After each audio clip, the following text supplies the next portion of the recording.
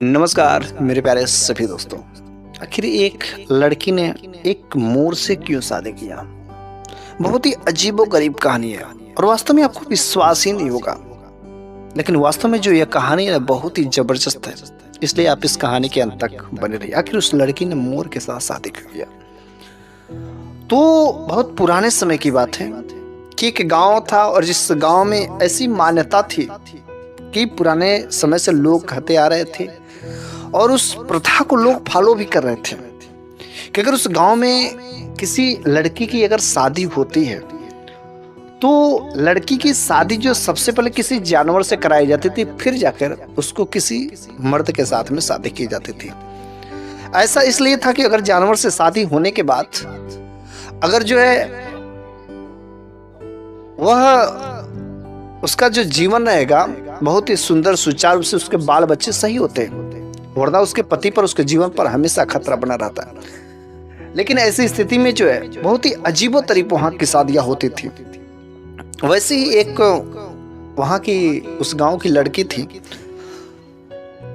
और जो काफी सयानी हो गई थी, बड़ी हो गई थी, जवान हो चुकी थी और उसका शादी का समय आ गया था। इसलिए बड़े ही वह चिंतित में रहते थे कि मेरी शादी, और वो भी पहले जानवर से, लेकिन पहले जो शादी होती है वही तो वास्तविक पति होता है। यहाँ पर तो ये जो गांव में जो रीति रिवाज बिल्कुल ऐसा गलत है। और जब उस गांव में जब जानवरों के साथ शादी हो जाती थी ना, तो ऐसे नहीं कि हाँ कोई ऐसा जानवर, अरे भाई लड़की के आंख पर पट्टी बांधी जाती थी और फिर उसके हाथ में फूलों का एक माला और फिर कई सारे जानवर जो है खड़े रहते थे और आंख पर पट्टी बांध करके लड़की को बिना देखे हुए किसी भी जानवर के गले में माला डाल देती थी। और वो जानवर कैसा है, किस तरीके से है, उसको नहीं पता है। और फिर उसके साथ में एक कमरे में पूरी रात उस लड़की के साथ में उस जानवर को छोड़ दिया जाता था। जानवर बंधा नहीं रहते थे, जानवर भी खुला, लड़की भी खुली। और ऐसी स्थिति में कितनी सारी लड़कियां तो मर गई, उनको जान गंवाना पड़े, क्योंकि वे सब जानवर खूंखार थे और इधर उधर मार करके घायल कर देती थी। सुबह तक उनकी डेड बॉडी तक मिलती थी। ऐसी थी, इस वजह से लड़की भी बड़ी घबराई होती, पता नहीं किसके साथ में कौन से जानवर के गले में मेरी माला पड़ेगी और ये तो बिल्कुल ही गलत है, पता नहीं मैं बचूंगी कि नहीं बचूंगी। ऐसा सोच करके वो बड़ा ही चिंतित था और उसका दिन पर दिन नजदीक आता जा रहा था। लेकिन उसी गांव में एक महात्मा जी आते हैं और उन महात्मा का यही काम था कि भगवान की पूजा पाठ करना, लोगों से गांव में भिक्षाटन कर करके और अपना जीवन यापन करना, लोगों को अच्छी ज्ञान की बातें देना। लेकिन उस महात्मा के पास में एक मोर था, मोर बहुत ही सुंदर सा खूबसूरत मोर था और कोई भी देखता तो मोहित हो जाता था। और वह मोर बहुत ही बुद्धिमान था, बहुत ही अच्छा स्वभाव का था। जैसे जैसा वो महात्मा करते थे, भगवान की पूजा पाठ करते थे, वैसे वैसे वह भी मोर धीरे धीरे करने लगा था। और वास्तव में मोर बहुत बुद्धिमान था और वह महात्मा के साथ में रहते थे। तो महात्मा जी ने वहां पर उस गांव में गए और फिर उस मोर को लेकर के गांव में सोचे कि चलो कहीं पर भिक्षाटन कर लेते हैं और जब कुछ मिल जाएगा तो हम लोग अपना भोजन यापन कर लेंगे। तो उस गांव का जो सरपंच था, जो मुखिया था ना, और पता नहीं क्यों उसको साधु महात्मा लोगों से, ऐसे लोगों से बहुत ही उसे घृणा होती थी। इस वजह से वह अपने गांव के सभी लोगों से मना किया था कि अगर किसी ने किसी को ऐसे दान पुण्य या किसी को ऐसे खिलाने पिलाने की कोशिश की तो उसको खैरियत नहीं है। और जैसे ही जब उस महात्मा ने जब उस मोर को लेकर के दरवाजे पर जाते तो सब लोग अपना दरवाजा बंद कर लेते हैं। बेचारे बड़े हैरान हुए, आखिर जिसके पास विचार है तो लोग हम लोगों को देख करके आखिर दरवाजा बंद कर ले रहे हैं। बात समझ नहीं आती। भूखे वजन न होए गोपाला, दोनों को भूख लगी हुई थी। लेकिन एक दरवाजे पर गए और एक खूबसूरत लड़की वहां पर खड़ी थी। उसने अपना दरवाजा नहीं बंद किया। लेकिन जब दरवाजा नहीं बंद किया तो वह लड़की जो है बहुत ही एकटकी नजरों से उस मोर को देखने लगी और वह उस मोर से कुछ कहना चाहती थी और ऐसा हुआ मोर भी उसे ध्यान से देख रहा था। ऐसा लग रहा है कि वो मोर भी कुछ उसे कहना चाहता था, लेकिन कुछ उसे समझ नहीं आता है। वह टकटकी दोनों की निगाहें होती है। कितना सुंदर सा प्यारा सा मोर।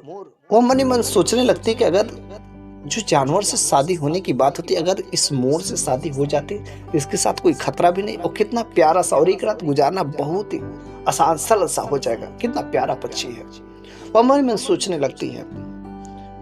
लेकिन जब उस महात्मा ने कहा, अरे बेटी, अरे हमें भूख लगी है, कुछ भोजन दे दो।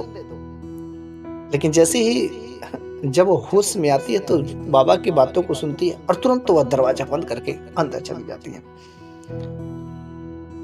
पूरी गांव घूम दिए, लेकिन उनको कहीं पर कोई भिक्षाटन, कुछ खाने पीने को नहीं मिला। दोनों लोग भूखे उस रात सोना पड़ा।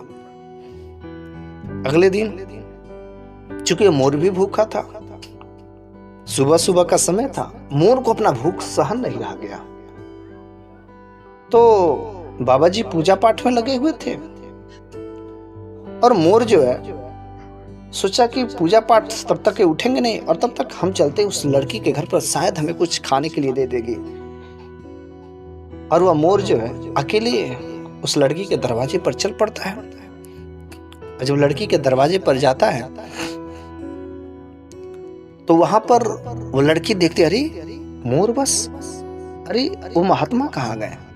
और जब वो देखती कि मोर बस है, वो तुरंत मोर को ला करके अच्छा खासा खाना पीना जो कुछ भी रहते भर पेट खिलाती है, पिलाती है। मोर का पेट भर जाता है, बहुत मोर खुश होता है। और फिर जो वह मोर आकर के सारी की सारी बातें जो महात्मा को बताता है। महात्मा जी ने एक पेड़ से फल तोड़े और वहां से उन्होंने भोजन ग्रहण किया।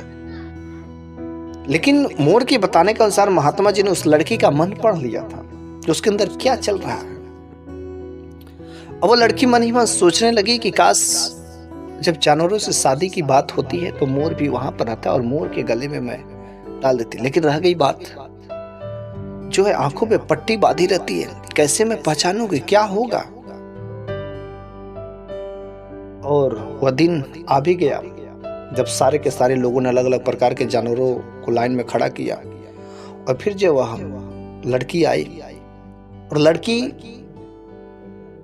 बड़ा ही दुखी थी, उसकी आंखों से आंसू बह रहे थे कि आज पता नहीं क्या मेरे साथ होगा, किसके गले में मेरा माला पड़ेगा। तब तक वह महात्मा उस मोर को ला करके उस लाइन में खड़े कर देते हैं। उस गांव का मुखिया ने कहा, महात्मा, हमने तुमसे कहा था ना मना करने के लिए, लेकिन तुम तो आए नहीं। उसने कहा, अरे मैं कहाँ शामिल हो रहा हूँ, अरे बस ये मेरा मोर उन जानवरों के समूह में शामिल हो रहा है, ताकि कई सारे जानवर खड़े तो देखिए किसी के पास मोर तो नहीं है, और मोर मेरा भी लाइन में खड़े हो जाएगा। क्योंकि महात्मा उस लड़की की बातों को समझ लिए थे। और वह लड़की बहुत ही, जब उसका आंख बंद था तो उस महात्मा की बातों को सुनकर के बड़ा ही खुश होती है, और मोर लास्ट में खड़ा हुआ रहता। तो सोचती कि शायद लास्ट में ही खड़ा हुआ रह गया, और इस वजह से वह लड़की डायरेक्ट बेहिचक जाती है और उस मोर की आहट पहचान लेती है, और बस उसके गले में माला डाल देती है। और जैसे ही गले में माला डाल देती है, आंख खुलती है, तो लड़की जब मोर के गले में माला देखती तो बड़ा ही खुश होती है कि मैं बहुत ही भाग्यशाली हूं कि जो मेरा माला जो मोर के गले में पड़ा। उस महात्मा ने कहा, देखो बेटी, हम तुम्हारे मन की बातों को समझ गए थे, और इस वजह से मोर को मैंने लाया, और देखो तुम्हारी जो इच्छाएं थी उसी के अनुसार काम हुआ। उसने कहा, अच्छा ऐसी बात है। फिर जो उसके साथ शादी तो हो गई, और रह गई बात उस एक रात गुजारने की। मोर को और फिर जो उस लड़की को एक कमरे में बंद कर दिया गया। लेकिन जब वो लड़की आराम से किनारे बैठी हुई थी, मोर को खिला पिला करके, तो वह सोचती है कि आखिर एक जानवर ही तो है, एक पक्षी ही तो है, आखिर हम इससे बातें क्या करें, क्या ये मेरी बातों को समझेगा। लेकिन तब तक एक आवाज आती है कि प्रिय, अरे क्या तुम मेरी बातें सुन रही हो। और जब ये बातें सुनती है तो बड़ी अचंभित होती है, आखिर कौन मेरे को बोल रहा है। वो इधर उधर देखती है, लेकिन फिर से कहता है, प्रिय, अरे क्या तुम मुझे सुन पा रही हो। वो कहती, अरे मोर, क्या तुम बोल रहे हो। उसने कहा, हाँ मैं बोल सकता हूँ, अब मैं बोल सकता हूँ। उसने कहा, अच्छा ये कैसे हो सकता है? पहले तो बड़ी अचंभित हुई कि एक मोर जो इंसानी आवाज में ये कैसे बोल सकता है। वो कहता कि हाँ, इसके पीछे कुछ कहानी है। तब तक जो है दरवाजा खटखटा जाता है। दरवाजा जैसे ही खटखटाता, चूंकि रात्रि का समय हो गया रहता है, तो उस महात्मा ने दरवाजा खोली तो महात्मा जी थे, और महात्मा ने कहा कि बेटी क्या मैं अंदर आ सकता हूँ? उसने कहा हाँ अवश्य आ जाइए। महात्मा जी अंदर गए और उसने कहा कि देखो बेटी, जब मैं पहला बार मैं यहाँ पर आया था तो मैंने तुम्हारे मन की बातों को समझ लिया था और मोर की भी बातों को समझ लिया था, लेकिन एक बात बड़े ही संशय में होगा कि जब ये मोर इंसानी आवाज में बात करे तो तुम बड़े ही कंफ्यूज होगे। तुम्हारा मन परेशान हो रहा कि आखिर एक जानवर, एक पक्षी जो कैसे इंसानी आवाज में बात कर सकता है। देखो बेटी, दरअसल बात यह है कि मोर जो है ना, ये मोर नहीं था, यह जो है एक प्रांत का एक राजा था, राजकुमार है, लेकिन इसने भी कुछ अपने जीवन में गलतियां कर दिया, जिसकी वजह से इसको ऐसा दिन देखना पड़ा। जब ये राजकुमार था ना, अक्सर जब जंगल में शिकार करने जाता तो ये हमेशा मोर का ही शिकार करता था। मोर का शिकार तो करता ही करता था, लेकिन उसके साथ ही साथ वो लोगों पर अत्याचार भी करता था।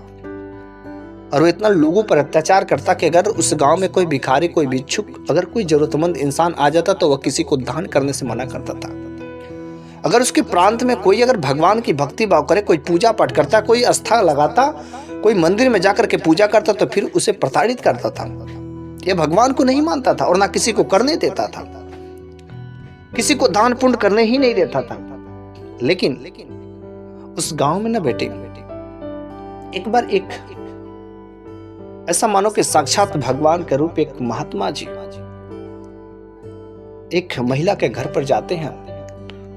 चूंकि वह महिला का एक बच्चा था, उसका दुनिया में कोई नहीं था, इकलौता एक बच्चा था। लेकिन जब उसके दरवाजे पर उस महात्मा ने दरवाजा खुलवाया तो उसने खोला और कहा कि मेरे को बहुत जोर से भूख लगी है। तो उसने कहा कि मैं ऐसा काम नहीं कर सकती, मैं नहीं खिला सकती, क्योंकि इस राजा का जो बहुत यहाँ पर सख्त कानून है। उसने कहा बेटी, अरे यहाँ का राजा का क्या हुकूमत चलाएगा? तेरे चलाने वाला हुकूमत तो ऊपर वाला है, वो जो वहां पर बैठा वही सब करता है। बेटी, अगर एक जरूरतमंद को तुम जो एक भूखे को अगर भोजन दोगे तो उसका बहुत बड़ा पुण्य मिलेगा। ये बात उसके दिलों में प्रवेश कर जाती है और फिर उसने अंदर से 2 रोटी निकाल कर उस महात्मा को भोजन कराया। उसको भोजन कराया, मन तृप्त हो गया और जो आशीर्वाद देता गया। लेकिन यह बात जो उस राजा को पता चल गई, जब उस राजा को पता चल गई, उसने तुरंत अपने सैनिकों के साथ में आया। उसने कहा तुम्हारी जरूरत कैसे हुई कि जो मेरे नियमों के खिलाफ गए, और इन्हीं हाथों से तुमने उसको दान दिया, तुमने उसको भोजन कराया ना। अरे वो कमा करके खा सकता था, उसको जरूरत क्या थी भीख मांगने का? तुमने उसको क्यों दिया? और इसलिए उसका एक हाथ अपने सैनिकों के माध्यम से कटवा देता है। बेचारी बहुत ही लाचार होती है। फिर उसको उस गांव से बाहर निकाल दिया जाता है। उसका इकलौता एक बच्चा था, बेटा था। बेचारी वह रोते रोते उस गांव से बाहर जा रहे थे, लेकिन क्या करोगे, भूख प्यास तो हमेशा सबको लगती है। एक हाथ उसका कट गया था, एक हाथ में बच्चे को गोद में लेकर के वो जा रहे थे, और नदी के किनारे पहुंचती है, उसे जोर से प्यास लग जाती है और वो नदी में पानी पीने के लिए जाती है। लेकिन जब नदी में पानी पीने के लिए जाती है ना, वहां पर उसका पैर हल्का सा स्लिप कर जाता है, फिसल जाता है और उसका बच्चा जो नदी में गिर जाता है।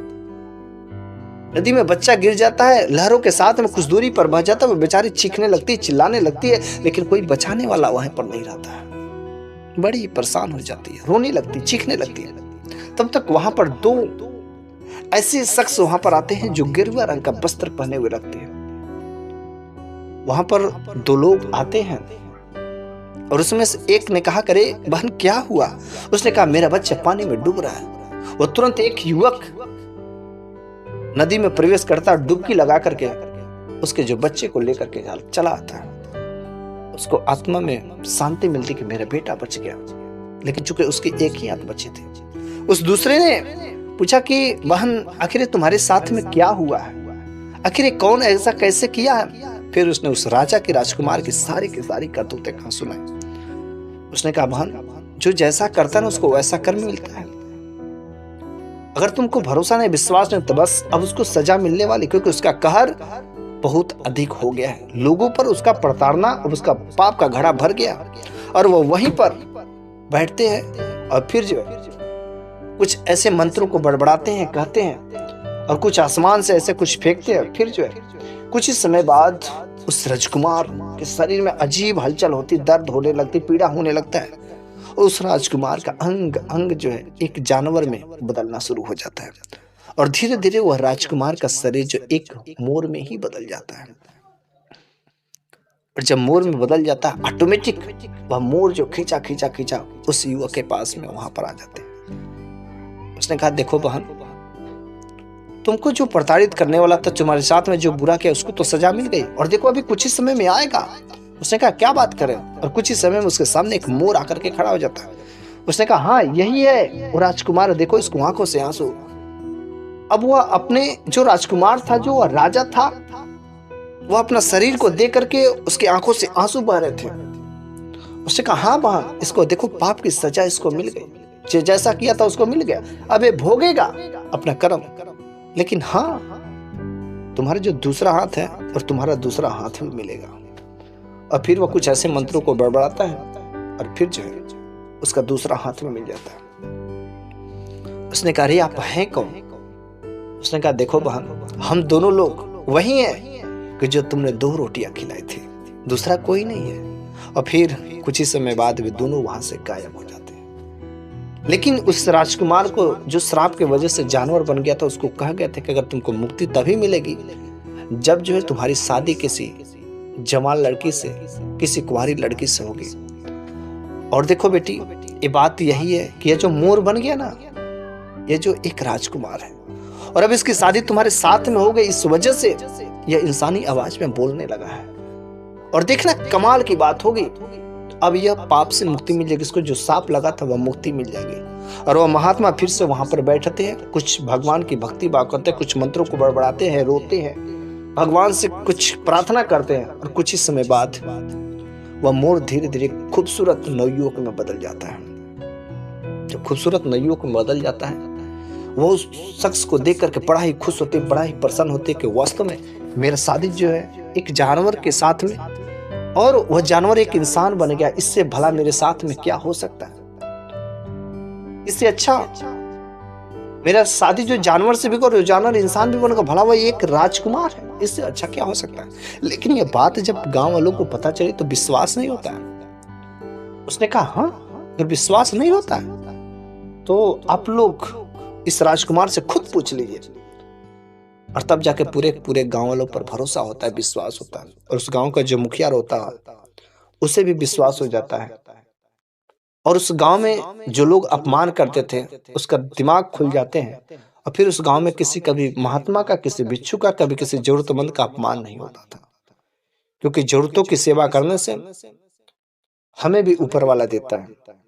इसलिए मेरे प्यारे सभी दर्शकों, कभी किसी जरूरतमंद को, कभी किसी महात्मा को, कभी किसी को अपमान नहीं करना चाहिए। उन्हें भोजन कराएं, उन्हें प्यास लगी है तो पानी पिलाएं, आपसे जो हो सकता है उसे जरूर ही करना चाहिए। तो बस आज की कहानी यहीं पर समाप्त होती है। यह कहानी आपको कैसी लगी है कमेंट बॉक्स में जरूर बताइएगा। अगले वीडियो में मैं फिर से कुछ ऐसी ही जबरदस्त मोटिवेशनल ज्ञानवर्धक कहानी लेकर के आऊंगा। तब तक के लिए धन्यवाद।